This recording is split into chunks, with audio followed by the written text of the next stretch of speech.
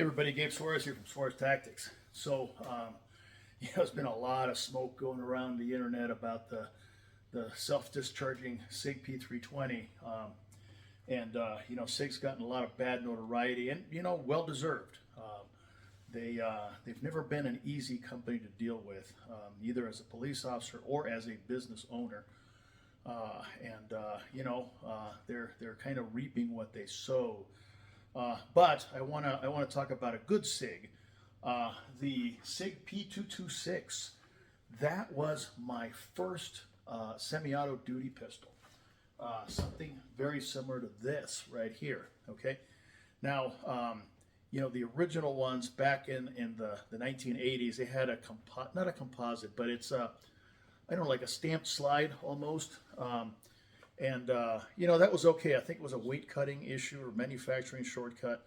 But, today we wouldn't like it very much because it wouldn't lend itself to mounting a red dot on it. For a while there in the early 2010s, I kind of had a passing affair, I should say, with SIG as my focus was moving more toward double action, single action. We got a few Sig 226s and we milled them for RMRs and all of that sort of thing, and that worked out pretty good, but they were very, very difficult pistol to work with, not only in terms of milling but also in terms of the trigger mechanism. I'll get into that a little bit later. I know Sig has got their Romeo and stuff like that, but you know what, now that I am not selling anything, I have no agenda. I really don't care what people carry or shoot or buy or whatever, because I'm out of that business. But having said that, in the years that we were running red dot classes, and that's what they were called initially. The first one was in 2010. The first one ever taught was taught by us in Prescott, Arizona, in December of 2010. Anyway, since then I have yet to see a single Sig Romeo, hold up in class. So I'm just saying, okay. Anyway, this one right here, this is a Sig Tactical that I bought secondhand from a student, and I kind of ground down the tang a little bit because originally it's very, very upward curved and it interferes with cocking the hammer. I replaced the trigger with a short reach trigger. I had the guys at my old shop, kind of tune up the action a little bit. And then we had the whole frame MP3, and I added some aftermarket grips. I know some people call these stocks. I don't. I call them grips. Overall, it's a very nice pistol. I carried one of these for probably the first 3 years that I worked the street. And then, I went over to Smith & Wesson. The reason was very simple. Back in that day, we were carrying... it was a Q load, a Q41 something, and it was a horrendous 9mm load, 115 grain plus P plus. Borderline, 357 Sig, ballistics, and it was destroying pistols. And since your department usually buys a lot of ammo and then it sits there, and most guys don't shoot. Okay, cops are just like private citizens. Some of them are self-selected. Warriors, most are not, and that is no different in the police department. So anyway, there was always a surplus of ammo. I made friends with a range master, and so I got to go down there. I shot probably maybe 300 rounds a week of carry ammo, and in short order, my Sig 226, I cracked the frame. And I reached out to Sig and said, "Hey guys, this and that." And they basically told me to piss off. Okay, so I got rid of the Sig and I went over to the Smith & Wesson 5906. About a year later, the same thing happened to that Smith & Wesson. S&W replaced it, no questions asked. So I don't know, but anyway, the pistols of today, I believe, are quite stronger than the pistols of yesteryear, because this particular model, I've had a lot of ammunition through it. Initially, it had a different slide.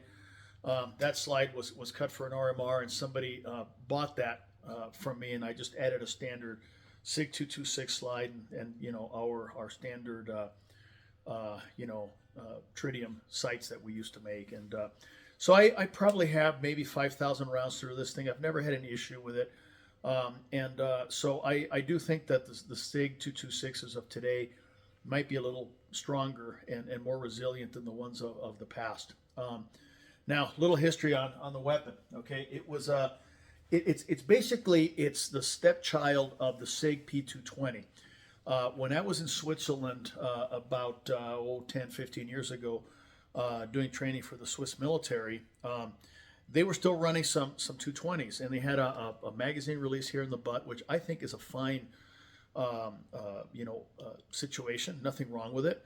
The Europeans are not fixated on speed loaded like Americans are. But single stack, theirs were 9mm. The ones that were sold in the U.S. were 45.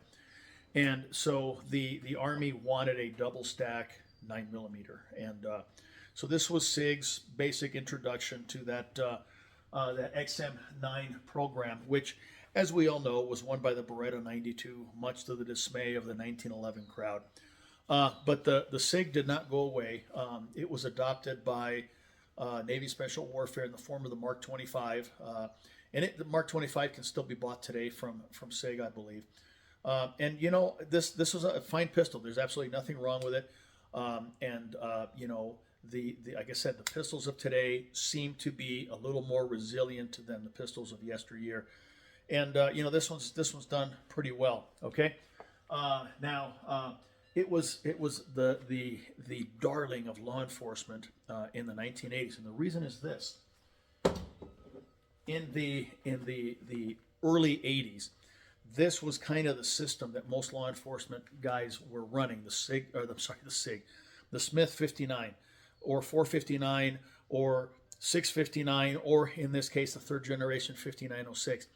And the thing that these guys have, okay, they have this guy right here, okay, this decocking lever, all right, same as the Beretta.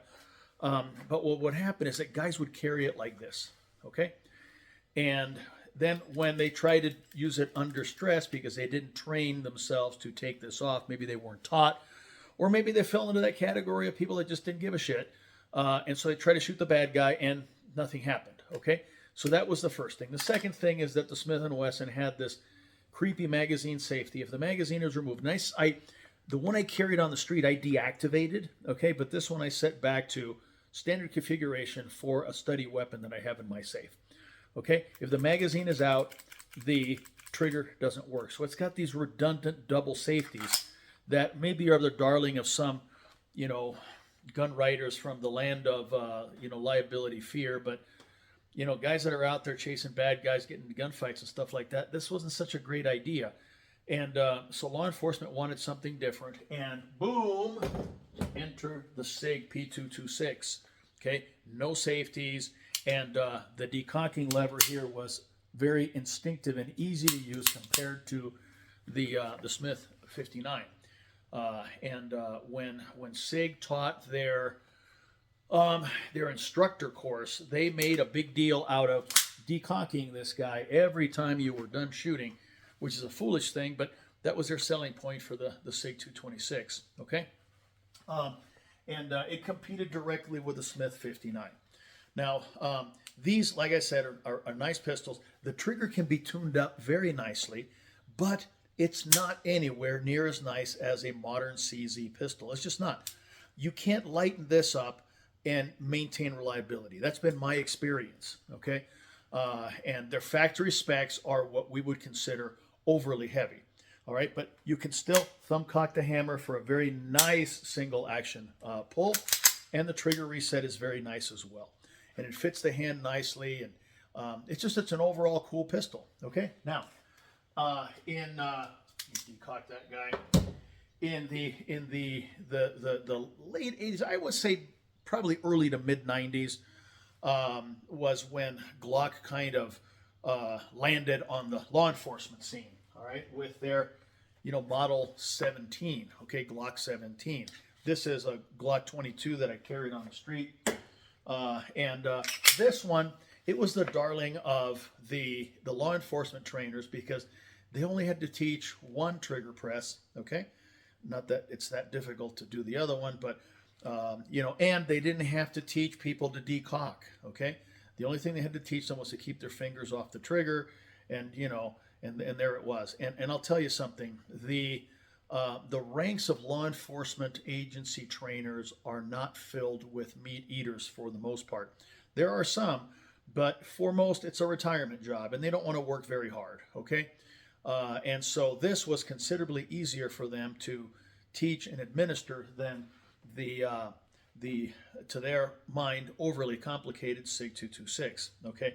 However, as we have found in our own training in the last few years working with the DASA system, the DASA system has some attributes that this will never attain. It is what it is. Okay. Now, what a lot of people will say is, well, you know, the Sig is nice, but it's too big. We can't carry it concealed, and yet they'll carry something like this concealed all day long. So here's what I want to do. Okay. Here's the Sig 226, and here is the Glock 17. Okay. I want to make sure that we look at them properly. Okay, pretty much the same length. Okay, you know, there it is. Okay, now the weight. This one's a little bit heavier, but check this out.